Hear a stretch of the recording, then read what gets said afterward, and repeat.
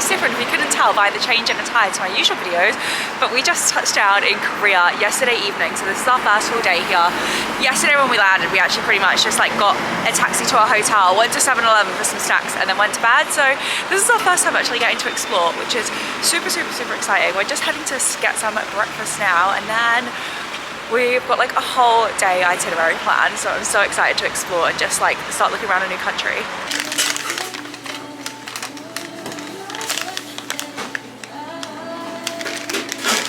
Sorry, I couldn't film in there because there was music playing. I didn't want to get copyrighted, but basically just had that breakfast sandwich. It was quite like a small meal. Steven said he's full, but I could definitely eat something again. And then we had to try and figure out how to top up these tea money cards, which are basically like their version of an Oyster card. So it took a minute for us to figure out how to actually top these up. And we're actually now on the bus to go to our first sightseeing stop of the whole trip. So there seems to be like some free exhibitions and stuff in this museum. If you guys know us, we're not really like arty museum kind of people, but it was free. So we're just like having a little wander around. It seems like all of this is linked to some game called Cookie Run Kingdom or something like that. So I guess maybe that's like a popular game over here, but we're just wandering around. I think there's like quite a few floors in here, so we're just gonna take our time and stroll through. So this is an AI style recommendation. So it basically took a picture of me. It's figured out that I'm a female in my 20s to 30s and the types of things that it reckons I could potentially buy based on what it thinks my AI style is. So they've got these little like fidget spinner chairs. Go faster. Woo, no hands. Is it fun? No. Made it to Gwanjang Markets, which is like a huge food, like street stall kind of market. So just wandering around. I would like to try some things, but you guys know I'm like really bad at trying new foods. Also, just a side note, I'm like wrapped up really warm because I thought it'd be freezing, but it's actually quite hot out when you're walking around in a huge coat. So potentially it might be sufficient to actually just have a jumper on, but it's just like in the mornings it is still kind of like quite cold. But yeah, we're just gonna wander around the Steven's like popping it to everyone. We're just trying to we're gonna go try find some food that we can try, because I do actually want to try some things this time around. I feel like in Japan we went to so many food markets and then we didn't actually try anything, usually because we were too full, but I just want to be better at actually trying things. Okay, I think we've found what we're gonna try. We're gonna try this noodle and vegetable pancake, which looks pretty good. Looks very good. So got something from the markets. This is a japchae hotiok. Again, probably butchering the pronunciation of that, but it's basically like vegetables and noodles in this pastry thing, which seems to be, it's alright. We said it kind of needs a little sauce, but at least we're trying something.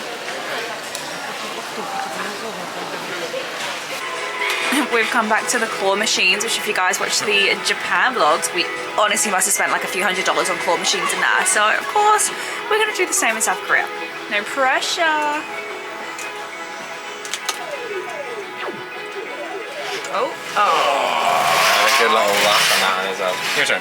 And we lost our first claw machine. It was only like $1, so it's not the end of the world, but it started the addiction off again. Also, really annoyingly, but I spilt food on my brand new trainers, and now they've got a lovely oil stain on them, which is really annoying. So we're walking through a place called Ikseon-dong Hanok Village, and it's so cool. It's like loads of different like restaurants and shops and food places, and this actually kind of reminds me a little bit like Japan, but I love the whole like just like wandering around all little street markets. One of the things I've got to say is that the maps really don't work here. So Google Maps doesn't really work at all, but they've got like their own version of Google Maps, and even that, to be honest, has been pretty useless at trying to find things. So I'm trying to like navigate this to try and find where we want to go.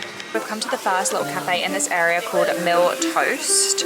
I'm gonna get the strawberry, well, Stephen and I are actually gonna share, and we're gonna get these strawberry bread, and then I'm gonna get a strawberry milk as well.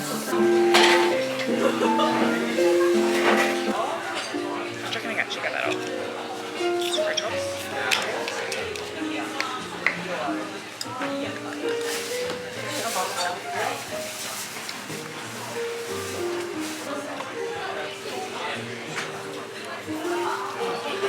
Strawberry milk.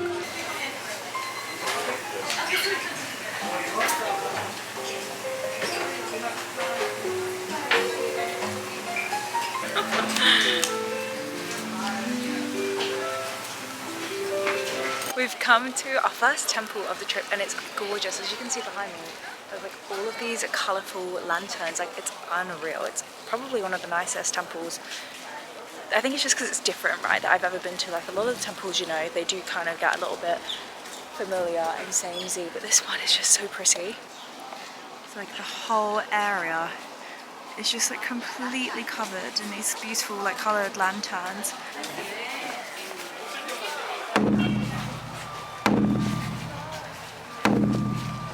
So the drums that we were just banging, it basically says to hit the drum 3 times and make a wish. So that's what we both just did. So hopefully both of our wishes will come true.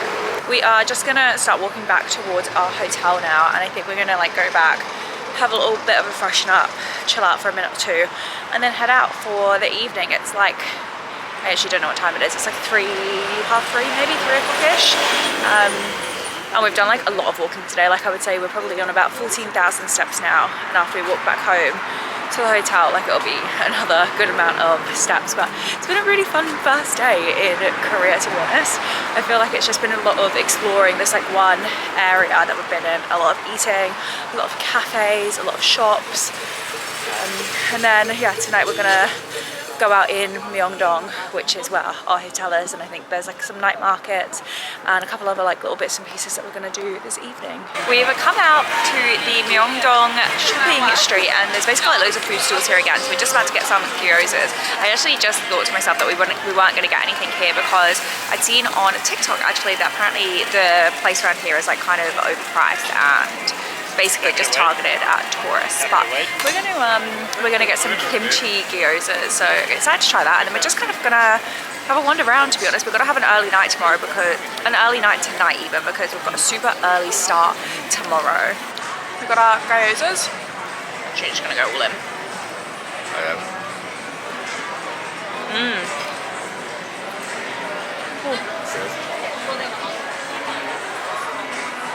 Hot.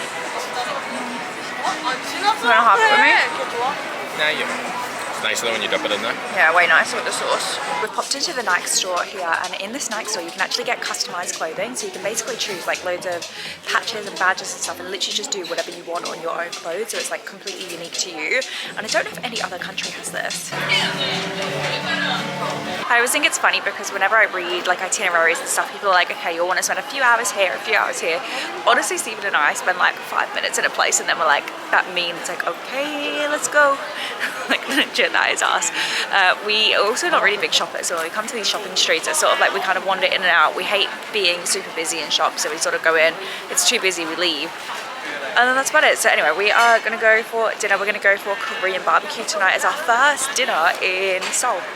Korean barbecue, we ended up getting pork, and then it comes, so that's all like the pork over there, and then it comes with all of these different side dishes, which I honestly have no idea what anything is, but it looks like it's gonna be good. This is the first time I've ever come to a Korean barbecue and they actually cook for you, which Stephen will love, because the one thing he hates about Korean barbecue is that you have to cook for yourself. So this is actually like his dream version of Korean barbecue. Good morning, welcome to day 2 of Korea. Today we are up so early, it's like 6 AM, and we're doing something so exciting. We are going to the DMZ, which if you don't know is the demilitarized zone, which sits between North Korea and South Korea. Now, I actually, to be honest, don't know that much about Korean history, but I'm really excited to learn about it today. I've heard everybody that's gone on this tour has said it's actually like so amazing. You learn so much, and I just think it's going to be so interesting to kind of get like a glimpse into what life in North Korea is like. So that's the plan for today. I am wrapped up warm. I do have like a nicer outfit underneath my hoodie, but it is quite cold here in the mornings, and then it really heats up in the afternoons. Well, that's what happened yesterday. Also, just to touch base, Korean barbecue last night, chef's kiss, 10 out of 10. Would definitely go back there. I think I've seen on TikTok that restaurant is a chain, but what was unreal about it was them cooking the food for you, because it just meant that you knew things were cooked properly and like how they should be cooked to taste the best, if that makes sense, so they weren't like too overcooked or undercooked or whatever. But anyway, enough rambling, we gotta go. This is the fit. I've got this white top on from Kmart, these pants are from Cotton On, and then my New Balance, and this is a hoodie from Uniqlo, and then I'm gonna pop a coat over the top. So anyway, we need to leave to go meet our tour group because we have to meet them at 6:20. We've come to our first stop of this tour, which is actually not to do with the DMZ, but it's called a suspension bridge, and it's a long uphill walk to get there. So we're currently just walking up. Huh? Oh, there it is. I'm basically there. They brought music to the suspension bridge. Go on, tell us your thoughts. Suspended.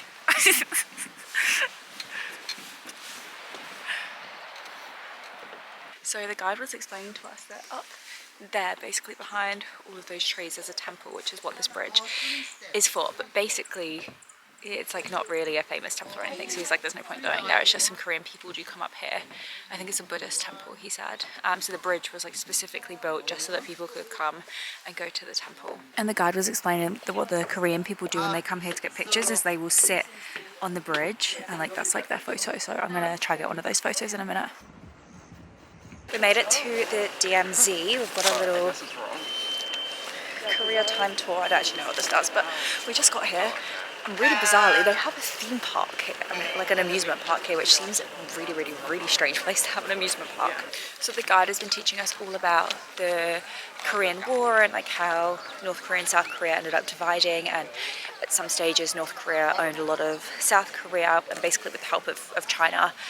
From what I understand, that's how the North Koreans were pretty much winning the war for the majority of it. But now that it's separate, I guess once the war was ended, also, please fact check me on some of these things because I might not be completely accurate, but the North Koreans that were living in South Korea and the South Koreans that were living in North Korea were given the choice whether they wanted to stay where they were or go back home.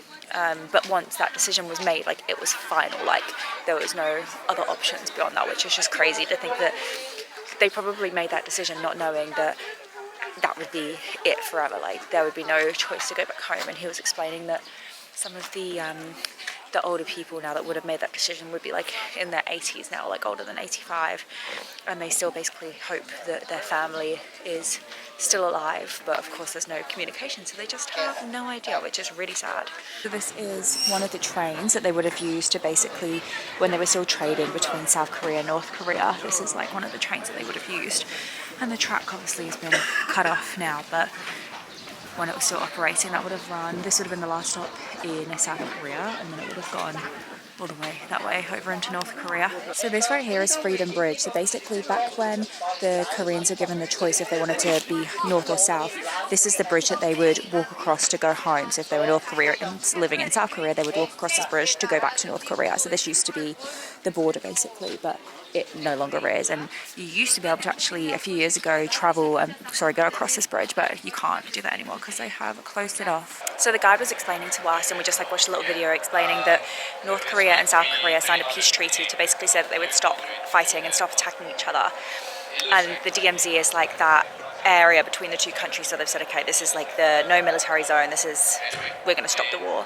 And the North Koreans decided to build tunnels underneath the DMZ so they could still come in and attack Korea. And to date they found 4 tunnels, but they were saying that there could potentially be more that they just like haven't come across yet. But just wild. Honestly, this has actually been so interesting. The next thing that we're about to do is actually go into one of the tunnels that they found, so super excited for that. I am actually sweating after that. It was like a 400-meter descent down into the tunnels, and then don't know how long we were walking for, but it's like really short. It's only 1.4 meters high, so you're really like bent down, crouched down. You have to wear helmets to go in. We weren't allowed to take any phones or cameras in with us because it's still, they were explaining it's like a protected area still. I guess they may be part of that peace treaty, so everything had to be left out. And then we got all the way through. We got to see basically where North Korea got up to with their tunnel building until they got found by the South Koreans. And they've got this little like cubby hole type thing that you can look through to actually see the tunnels that were built. And then we had to do the 400-meter incline. Honestly, I would say it was about 20% incline. Like it was really steep. Like I'm now obviously got my jumper off, and because I was sweating like it's so hot. But I think we're now going on to our next place, which is the observatory. And this is a place where they have the binoculars where you can like look over into North Korea, but the guide was actually explaining to us that they've closed that at the minute because apparently North Korea have threatened South Korea, saying that if people are still using that, they're going to start killing tourists basically that are using it. So I don't really know how that works, like whether they have snipers or what. I don't even know if this is true. This is just what the guide has told us. So unfortunately we won't be able to look through the binoculars. Good morning, welcome to day 3 of being in South Korea. As you can tell, the weather has drastically changed and it is freezing now, like so cold. We've got like a little bit of sightseeing today. We're actually currently down at the palace. I really actually wanted to dress up in hanboks, which are like these things here behind us. So it's like the Korean traditional wear, but honestly the thought of having to get out of my layers is just not worth it. Honestly though, if the weather was nicer I still would have done it, but it's so cold. It's like 5 degrees today. Also the Seoul Marathon is on, so none of the buses were stopping for us, so we had to walk down here, which was like a half-hour walk. But yeah, plan today is just to sightsee. Last night we ended up just going out and having some drinks. I really liked that area. Like I'm excited to go back there. The past couple of days we've been doing so many steps, like close to 20,000 steps. So I think that today is going to be a little bit more of a chilled day. I actually really didn't sleep very well either. I woke up at 4 a.m. with a really upset stomach and like really bad stomach pains. So that's not ideal, especially because tonight this one is dragging me, I don't know, it's at 300 meters from the front. Maybe that way. We're gonna go watch the football and that starts at 1:30 a.m. So it's gonna be a super late night for us. So today we're just gonna take it nice and slow, nice and easy. We're gonna go back to the hotel, have a nap. And I wanna go get some chicken soup. My friend Angela has told us that we need to go try ginseng chicken, oh my god, I can't speak. Ginseng chicken soup. And honestly, it's the perfect weather for that because like I said, it's so freaking cold. So I've come to this little cafe and you basically write your future self a letter. So basically you write whatever you want to say to your future self in the back here, and then the cafe will post it to you on your chosen date, which is just such a cute idea.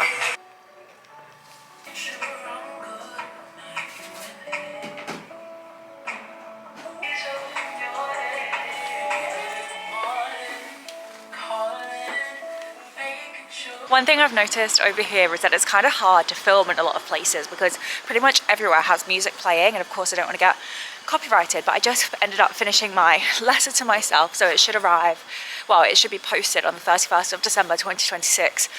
And I've had to get it posted to my mum's house because Stephen and I may not still be in the same apartment by that point. So it's gone to my mum and she'll probably be really confused when she gets that come through. And it's in Korean and she's gonna be wondering who the hell is sending me post from Korea. But it'll be exciting to get it. This one's been super nosy and trying to figure out what I wrote because I wouldn't tell him. But we're just wandering around to the next little place now, which I think is like another, I can't remember what it's called to be honest with you, but a little village type thing with loads of little shops and bakeries. Your favourite. So we've been told that we have to try ginseng chicken soup. So we've come to a place that used to be, well, it's in the Michelin guide, but I think, I'm not sure if it used to have a Michelin star, but it was definitely in the Michelin guide. So we've come here for a quick stop to get out of the cold and have some ginseng chicken soup. And then we are going to wander around. There's one more thing that we've got on our list to see today, and then to be honest, we've actually kind of ticked off everything on our list. There was a couple of things that we didn't see on one of our first days because I think we were just sort of over walking at that point. So I think we're going to go and do like the Seoul Tower, and there was one other thing on our list, I can't remember what it was, but it's really nice to be out of the cold. And what I'm actually quite happy about with this restaurant is I feel like a lot of the places that we've been to eat have been filled with Westerners, and so I feel like we haven't really been going to the best places or like the authentic places because, you know, it's all just been sort of based on tourism and like catered towards tourists. So this place doesn't seem to have anybody else that is English in here, like it all seems to be local, so hopefully that's a good sign that it's going to be some really good food. So this is it, the famous ginseng chicken soup, and then some kimchi.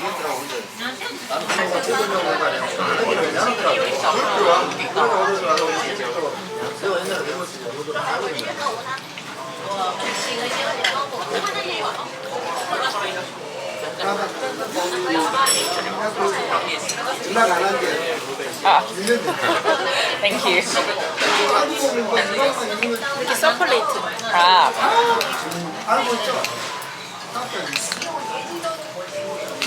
그 치킨. Okay. Salt. Okay, chicken and then salt. Okay, thank you. You gotta do yours yourself.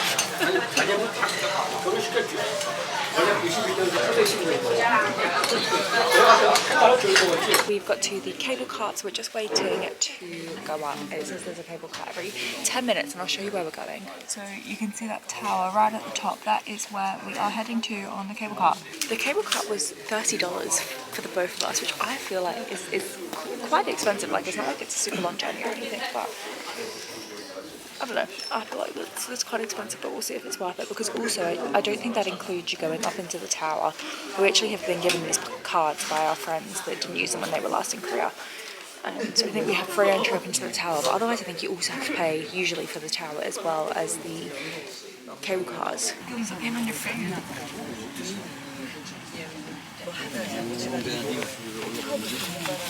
We reached the Seoul Tower, and also really randomly over here, this kind of looks like a smaller knockoff version of the Tokyo Tower. I don't know if that's like on purpose or whatever, but here we are. I think we can go. So this is what we can go inside and up.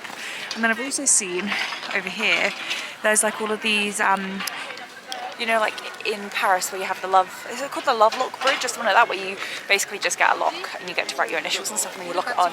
They've got one of that, and there's hundreds, if not probably thousands of locks there. But I highly doubt I'll get Steven to want to do one of those. So what's your thoughts on doing a love lock thingy? $20 to never see it again. No thank you.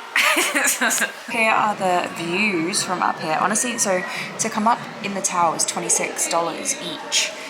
Bearing in mind we'd already just paid $15 each to get the cable car up. So I don't know if this, to be honest, is worth the money. I feel like observation points are always really expensive, but the one thing I would say about this is it really has highlighted how big of a city Seoul is. Like, all of these buildings basically go all the way around. It's 360, it goes all the way around. Like, it is crazy to see how big the place is. It is a little while later, and I realised whilst editing I did not close off this vlog.